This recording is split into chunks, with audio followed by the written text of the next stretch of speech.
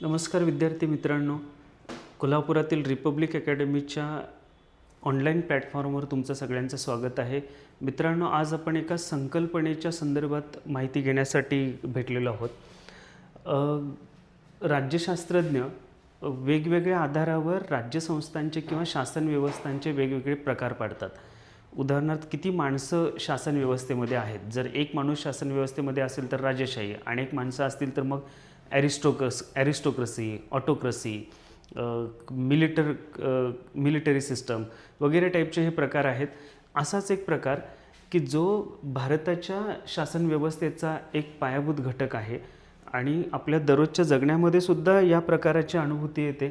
शिवाय परीक्षा कोणतीही असो, MPSCची कोणतीही परीक्षा असो किंवा UPSCच्या परीक्षांमध्ये सुद्धा या शासन प्रकारांच्या संदर्भात वारंवार प्रश्न विचारतात. तर ते शासन प्रकार कोणते आहेत ते बघूया. मित्रांनो, हे शासन व्यवस्था प्रकार आहेत: संघराज्य व्यवस्था आणि केंद्रीभूत व्यवस्था. तर हे कोणत्या आधारावर आहेत? मगाशी मी म्हणालो आपल्याला की वेगवेगळ्या आधारांवर शासन व्यवस्थांचे वेगवेगळे प्रकार आहेत. जसं लोकशाही शासन व्यवस्था प्रकार, कारण ते लोक चालवतात म्हणून. राजेशाही शासन व्यवस्था प्रकार, राजांकडून चालवलं जातं. मिलिटरी शासन व्यवस्था प्रकार, मिलिटरी जंटा उदाहरणार्थ म्यानमारचा आहे, त्यांच्याकडून चालवलं जात असल्यामुळं. तर दुसऱ्याही काही आधारांवर शासन व्यवस्थांचे प्रकार पाडले जातात. आता इथं आधार आपण लक्षात घेतोय सत्तेचं विभाजन. सत्ता हा घटक, संबंध राज्यशास्त्र किंवा राजकारण सत्तेच्या भोवती फिरत असतं. अर्थशास्त्रामध्ये जे पैशाचं केंद्रस्थानाचं महत्त्व आहे, राज्यशास्त्रामध्ये किंवा राजकारणामध्ये ते केंद्रस्थानाचं किंवा सगळ्यात महत्त्वाचं स्थान कोणाचं असेल तर ते सत्ता. तर ह्या सत्तेच्या संदर्भात पायाभूत गोष्ट लक्षात घेऊन शासन व्यवस्थेचे 2 प्रकार आहेत असं म्हटलं जातं. पहिला प्रकार आहे तो संघराज्य व्यवस्था आणि दुसरा आहे तो केंद्रीभूत शासन व्यवस्था. तर संघराज्य व्यवस्थेमध्ये सत्तेचं विभाजन झालेलं असतं. त्याला आपण विकेंद्रीकरण असं पण म्हणू शकतो. संघराज्य व्यवस्था ही अशी शासन व्यवस्था आहे की ज्याच्यामध्ये सत्तेचं विकेंद्रीकरण झालेलं असतं. तर विकेंद्रीकरण म्हणजे काय? सत्ता एका कुठल्या तरी संस्थेच्या किंवा व्यक्तीच्या हातात न राहता ती युनिट्सना किंवा सब युनिट्सना वाटून टाकलेले आहे, म्हणजे सत्तेचं वाटप झालेलं आहे. आता केंद्रीभूत शासन व्यवस्था ही संघराज्याच्या नेमकी उलट आहे. म्हणजे इथं काय असणार आहे? सत्तेचं विभाजन किंवा विकेंद्रीकरणाच्या विरुद्ध आहे सत्तेचं केंद्रीकरण.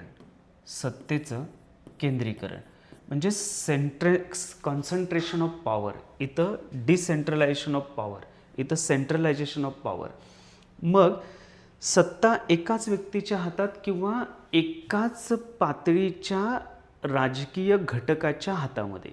तर सत्तेचं जेव्हा केंद्रीकरण असतं तेव्हा त्याला केंद्रीभूत शासन व्यवस्था म्हणतात आणि सत्तेचं जेव्हा विभाजन झालेलं असतं, सत्ता जेव्हा वाटलेली असते तेव्हा त्याला म्हणायचं संघराज्य शासन व्यवस्था. आता भारतीय शासन व्यवस्थेमध्ये ह्या दोन्ही प्रकारांची वैशिष्ट्ये आहेत. पण जरी दोन्ही प्रकारांची वैशिष्ट्ये असली तरीसुद्धा भारतीय शासन व्यवस्था मूलभूतपणे मूळतः फंडामेंटली संघराज्य स्वरूपाचीच आहे. तर भारतीय शासन व्यवस्थेची संघराज्य स्वरूपाची वैशिष्ट्ये आपण नंतरच्या लेक्चरमध्ये बघणार आहोत. पण मुळात आता आपल्याला ह्या 2 प्रकारांची चर्चा करायची आहे. आत्ताच्या व्हिडिओमध्ये आपण संघराज्य शासन व्यवस्थेच्या वैशिष्ट्याच्या अनुषंगाने पुढे जाणार आहोत. तर चला आता पुढचा भाग आपण बघूया. संघराज्य शासन व्यवस्था जी आहे ती. आता तिचा आपण अर्थ बघितला संघराज्य शासन व्यवस्थेचा. संघराज्य शासन व्यवस्थेमध्ये सत्तेचं विकेंद्रीकरण झालेलं असतं. Power is decentralised, power is distributed. सत्ता ही वाटलेली असते. कोणात वाटलेली असते? तर मित्रांनो, सत्तेचे काही लेयर्स असतात, सत्तेच्या पातळ्या असतात. एक महत्त्वाची पातळी असते ती राष्ट्रीय पातळी, राष्ट्रीय पातळीवरचं सरकार असं आपण त्याला म्हणतो. आणि दुसरी असते ती सबनॅशनल लेवलची, म्हणजे त्याला उपराष्ट्रीय पातळीवरील किंवा आपण त्याला म्हणू घटक राज्य पातळीवरील सरकार. मग हे 2 प्रमुख लेयर्स असतात सत्तेचे एखाद्या राज्यसंस्थेमध्ये. राष्ट्रीय पातळीवरील सत्ता आणि घटक राज्य पातळीवरील सत्ता. तर संघराज्य व्यवस्था अशी व्यवस्था असते की ज्यामध्ये राष्ट्रीय सत्ता आणि घटक राज्य पातळ्यांवरील सत्ता यांच्यामध्ये सत्तेचं समसमान वाटप झालेलं असतं. म्हणजे इथलं शासन आणि इथलं शासन यांच्यामध्ये सत्ता वाटलेली असते. असं सत्तेचं वाटप झालेलं असतं ना, तर त्याचा अर्थ असतो संघ. संघाचा अर्थ टीम ह्या अर्थानेच आहे. एखाद्या टीममध्ये, खेळामध्ये एखादी टीम असते, त्याच्यामध्ये अनेक खेळाडू असतात. तर त्या खेळाडूंच्या वेगवेगळ्या जबाबदाऱ्या असतात. त्या खेळाडूंच्या वेगवेगळ्या कामगिरीतून एकूणच सांघिक कामगिरी घडत असते. पण जबाबदाऱ्या वेगळ्या आहेत म्हणून ते खेळाडू एकमेकांच्या पेक्षा कमी जास्त महत्त्वाचे आहेत असं नाही. त्याच अर्थाने संघराज्यामध्ये राष्ट्रीय पातळीला पण सत्ता दिलेली असते आणि घटक राज्य पातळीला सत्ता दिलेली असते. राष्ट्रीय पातळीवरचं शासन बघते म्हणून ती घटक राज्य शासनापेक्षा वरचढ नाही, किंवा घटक राज्य शासनसुद्धा राष्ट्रीय पातळीपेक्षा वरचढ नाही. पुढे जाऊन हे वैशिष्ट्य आणखी विस्ताराने बघणार आहोत. तर संघराज्य शासन व्यवस्थेचं सगळ्यात मूलाधार कुठला असेल तर तो म्हणजे सत्तेचं विभाजन किंवा सत्तेची वाटणी, पॉवर डिसेंट्रलाइज किंवा power is distributed among political units. त्या अर्थाने संघराज्य व्यवस्था. आत्ता आपण वैशिष्ट्यांकडे जाऊया. सगळ्यात महत्त्वाचं आपण वैशिष्ट्य आत्ता चर्चेला घेतलेलंच होतं, ते म्हणजे सत्तेचं वाटप. सत्ता वाटप असेल तर ते कसं आहे, संघराज्य व्यवस्था आहे. दुसरं वैशिष्ट्य आहे करार. आता एखादी संघराज्य व्यवस्था स्थापन होण्याचा एक आदर्श मार्ग राज्यशास्त्रामध्ये संघराज्य व्यवस्थेची स्थापना या नावाच्या सिद्धांताने आहे. म्हणजे संघराज्य व्यवस्था कशी स्थापन होते त्याचा एक आदर्श सिद्धांत आहे. आणि तो सिद्धांत म्हणजे काय, ज्या मार्गाने युनायटेड स्टेट्स ऑफ अमेरिकेचं संघराज्य स्थापन झालं तो मार्गच म्हणजे एक सिद्धांत म्हणून आता रूढ झालेला आहे राज्यशास्त्रात. तर USA संघराज्य जे आहे मित्रांनो, ते कराराद्वारे स्थापन झालेलं आहे. म्हणजे 1780चं जे दशक आहे ना, 1780s डिकेड, तर ह्या डिकेडमध्ये अनेक महत्त्वाचे करार झाले आणि मग कुठं जाऊन 1789 या सालाला युनायटेड स्टेट्स ऑफ अमेरिकेचं फेडरेशन जन्माला आलं. तर करार करून, म्हणजे जे राजकीय घटक असतात त्या घटकांना असं वाटतं की आपल्या महत्त्वाकांक्षा सारख्या आहेत, आपली उद्दिष्टे सारखी आहेत, शिवाय आपल्या लोकांना एकत्रित आणण्यासाठीचे भाषा, धर्म, एथनिसिटी, रेस हे घटकही आहेत. म्हणजे कल्चरल अनुषंगाने आपण एक आहोत आणि आपली उद्दिष्टे एक आहेत, आपली जॉग्राफी सारखी आहे, तर आपण एकत्रित येऊन कारभार करूया. अशा अर्थाने स्वतंत्र असणारे घटक एकत्रित येतात, करार करतात आणि मग संघराज्य स्थापन होतं. हे आदर्श संघराज्य स्थापनेचा किंवा आदर्श संघराज्य अस्तित्वात येण्याचा मार्ग आहे. त्यालाच सिद्धांत असं म्हणतात.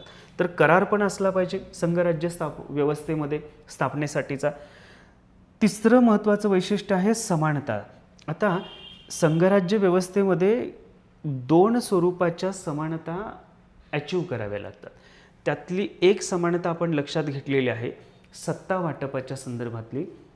तर सत्तेचं राष्ट्रीय पातळीवरील सरकार आणि घटक राज्यांच्या पातळीवरील सरकार यांच्यामध्ये समान पद्धतीनं वाटप झालेलं असतं.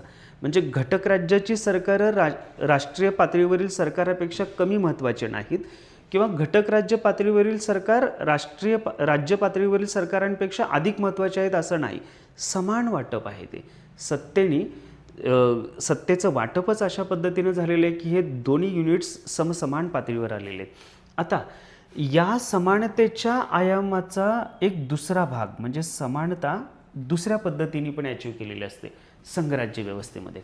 आता ही तर समानता आहेच, पण ही जे घटक राज्य आहेत ना यांच्यामध्ये सुद्धा एक समानता असते. म्हणजे अनेक घटक राज्ये एखाद्या संघराज्य व्यवस्थेमध्ये असू शकतात. जसं USA 50 घटक राज्य आहेत, भारतात 28 घटक राज्य आहेत. तर संघराज्य व्यवस्था मित्रांनो अशी असते की या घटक राज्यांमध्ये सुद्धा कुठलं एखादं घटक राज्य बाकीच्यांपेक्षा जास्त महत्त्वाचं, कमी महत्त्वाचं असं नाही. ते घटक राज्य भौगोलिकदृष्ट्या क्षेत्रफळाने कितीही मोठं असो, लोकसंख्येच्या दृष्टिकोनातून कितीही मोठं किंवा लहान असो, तर सगळी घटक राज्य समान असतात. म्हणजे राष्ट्रीय पातळीवरील आणि राज्य पातळीवर शासन व्यवस्था समसमान आणि घटक राज्ये त्यांच्यामध्येच all states within themselves are equal, ह्या दोन आस्पेक्ट्सची समानतेच्या या दोन आयामांचं अचिव्हमेंट झालेलं असतं संघराज्य व्यवस्थेमध्ये. ही एक महत्त्वाच्या वैशिष्ट्याची गोष्ट आहे. चौथं वैशिष्ट्य आहे स्वतंत्र न्यायव्यवस्था. आता जी लोकशाही व्यवस्था असते त्यामधली न्यायव्यवस्था स्वतंत्रच असते. स्वतंत्रचा अर्थ असा की राज्यसंस्थेच्या ज्या 3 ब्रँचेस आहेत, कायदे मंडळ, कार्यकारी मंडळ आणि न्यायमंडळ, तर कायदे मंडळ आणि कार्यकारी मंडळाच्या हस्तक्षेपापासून ही मुक्त आहे. या अर्थाने स्वतंत्र न्यायव्यवस्था. तर लोकशाहीमध्ये अशा स्वरूपाची न्यायव्यवस्था असतेच. संघराज्य व्यवस्थेमध्ये सुद्धा अशी असते, पण इथलं स्वतंत्र ह्या शब्दाचा अर्थ थोडासा वेगळा आहे. स्वतंत्र न्यायव्यवस्था. तर कुठली न्यायव्यवस्था स्वतंत्र अशा अर्थाने आलेली आहे संघराज्य व्यवस्थेमध्ये? तर पहा मित्रांनो, घटक राज्यांमध्ये सुद्धा संघराज्य व्यवस्थेमध्ये त्यांची वेगळी न्यायव्यवस्था असते. फेडरल न्यायव्यवस्था एक वेगळी असते आणि घटक राज्यांची न्यायव्यवस्था वेगळी असते. म्हणजे USA जी 50 राज्य आहेत त्या 50 राज्यांच्या त्यांच्या स्वतःच्या न्यायव्यवस्था आहेत. Independent of national level judicial system. प्रत्येक घटक राज्याची स्वतंत्र न्यायव्यवस्था आहे. स्वतंत्र या अर्थाने की ती न्यायव्यवस्था आणि एक फेडरल राष्ट्रीय न्यायव्यवस्था आहे, त्या एकमेकांच्यापासून स्वतंत्र आहेत, वेगळ्या आहेत. त्या अर्थाने स्वतंत्र न्यायव्यवस्था. तसं न्यायव्यवस्था असेल तर संघराज्य व्यवस्था आहे असं समजावं. पुढचा महत्त्वाचा वैशिष्ट्याचा भाग आहे द्विगृही कायदेमंडळ. मित्रांनो, राष्ट्रीय पातळीवरचं जे कायदेमंडळ असतं ते संघराज्य व्यवस्थेमध्ये द्विगृहीच असावं लागतं. संघराज्याशिवाय इतर व्यवस्था ज्या असतात, जसं दुसरा प्रकार आपण बघितला केंद्रीभूत शासन व्यवस्था, तिथं द्विगृही असेल किंवा एकगृही असेल. पण संघराज्यामध्ये मात्र कायदेमंडळ हे 2 सभागृहांचंच असावं लागतं. USA एक हाऊस ऑफ रिप्रेझेंटेटिव्ज आहे आणि दुसरं आहे ते सिनेट. भारतामध्ये एक लोकसभा आहे, दुसरं आहे राज्यसभा. तर लक्षात घ्या की हे जे राज्यसभा आणि इथलं जे सिनेट आहे ना, हे ॲडिशनल, हे द्वितीय सभागृह, ॲडिशनल हाऊस आहे ते. त्याला आपण अप्पर हाऊस ऑफ लेजिस्लेचर असंही म्हणतो. कायदेमंडळाचं द्वितीय सभागृह, पण ते वरिष्ठ सभागृह आहे. तर हे वरिष्ठ सभागृह असण्याचं कंपल्शन संघराज्य व्यवस्थेमध्ये आहे. कारण कनिष्ठ सभागृह जे आहे ते लोकशाही व्यवस्थांमध्ये लोकांनी निवडून देऊन पाठवलेल्या डायरेक्ट प्रतिनिधींचं बनलेलं असतं. पण हे जे दुसरं सभागृह आहे हे मात्र घटक राज्यांचं, म्हणजे स्टेट्स जे आहेत ना त्यांचं प्रतिनिधित्व करतं. ते त्यांचे प्रतिनिधी जे असतात ना त्यांचं मिळून हे सिनेट आणि राज्यसभा बनलेली आहे. राज्यसभेचा अर्थच तसा आहे. तर यातलं प्रतिनिधित्व जे आहे ना ते घटक राज्यांमध्ये समसमान पद्धतीनं दिलेलं असतं. म्हणजे घटक राज्यांमधली समानता, मगाशी आपण जी चर्चा केली होती ना समानतेचा दुसरा आयाम, तो अचीव झाल्याचा हा एक महत्त्वाचा भाग. सिनेटमध्ये तशी समानता आहे. राज्यसभेमध्ये लोकसंख्येच्या आधारावर प्रतिनिधित्व दिलेलं आहे घटक राज्यांना, त्यामुळे त्या अर्थाने ती समानता आहे. म्हणजे संघराज्य व्यवस्था ही घटक राज्यांनी एकत्रित येऊन स्थापन केलेली असते. म्हणून मग कायदे निर्मितीच्या प्रक्रियेमध्ये महत्त्वाच्या कामांच्यामध्ये घटक राज्यांना महत्त्वाचं स्थान असलं पाहिजे त्या प्रोसेसमध्ये. या कारणाने, या अर्थाने संघराज्य व्यवस्थेमध्ये घटक राज्यांचं प्रतिनिधित्व करणारं एक स्वतंत्र सभागृह कायदेमंडळाचा भाग असतं. लक्षात येते? याशिवायही काही इतर वैशिष्ट्य संघराज्य व्यवस्थेमध्ये आढळतात. जसं रिटन कॉन्स्टिट्यूशन. संघराज्य व्यवस्था ही करार करून बनलेली असते. करार तर असतातच, पण राजकीय घटक एकत्रित येऊन त्यांचं एक रिटन कॉन्स्टिट्यूशनसुद्धा असावं लागतं. ते असण्याची गरज आहे. त्याचबरोबर डबल सिटिझनशिप किंवा ड्युअल सिटिझनशिप. घटक राज्यांनी एकत्रित येऊन संघराज्याची स्थापना केलेली असते. स्थापना करण्यापूर्वी त्या घटक राज्याचं नागरिकांना नागरिकत्व असतंच, पण संघराज्याच्या स्थापनेनंतर संघराज्याचं एक स्वतंत्र नागरिकत्व मिळतं. असे 2 नागरिकत्व यांना असतात. तर मित्रांनो, ही काही महत्त्वाची वैशिष्ट्ये आपण चर्चेला घेतलेली आहेत. भारत हे एक मूळ त्याच्या राजकीय संरचनेच्या दृष्टिकोनातून बघायचं झालं तर मूळतः भारत ही एक संघराज्य स्वरूपाची शासन व्यवस्था आहे. अर्थात भारतीय शासन व्यवस्थेमध्ये महत्त्वाची केंद्रीभूत वैशिष्ट्ये आहेत, त्यामुळंच भारताला आदर्श संघराज्य म्हणता येणार नाही. आपण आपल्या आवश्यकतेनुसार संघराज्याचं प्रारूप तयार केले. आपण आदर्श आहोत किंवा नाहीत हे महत्त्वाचं नाही, तर आपल्या गरजांनुसार आपली शासन व्यवस्था निर्माण केलेली आहे हे महत्त्वाचं आहे. आता कोणत्या कोणत्या शासन व्यवस्था, कोणत्या कोणत्या राज्यसंस्था संघराज्य आहेत, 2 तर नावं मी या चर्चेच्या दरम्यान घेतलेलीच आहेत.